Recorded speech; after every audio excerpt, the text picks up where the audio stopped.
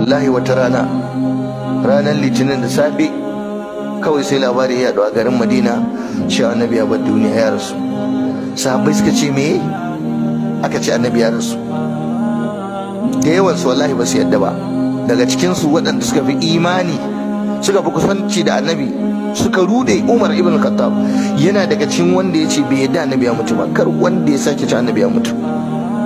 Yana shekara 63, ana cikin ƙaunarsa, ana cikin ganiyarsa, ana yi da shi, duniya tana yi da shi, ana samun futuhatul islamiyya, buɗi, suna ƙaunarsa, ana ta samun kaza. Yau a ce annabi ya bar duniya?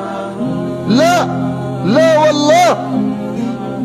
Duk wanda ya ce annabi ya mutu yayi wuf ya hau mumbarin annabi sallallahu alaihi wasallam. Sahabbai suna cike kamar yadda kuke zaune a nan, duk kun zauna kun shiru. Ba lokacin sallah ba amma an cika masallaci. Me aka zo yi? Ana kuka, ana jimami. Wanda ya yadda yana ta kuka, wanda bai yadda ba yana ta tunani.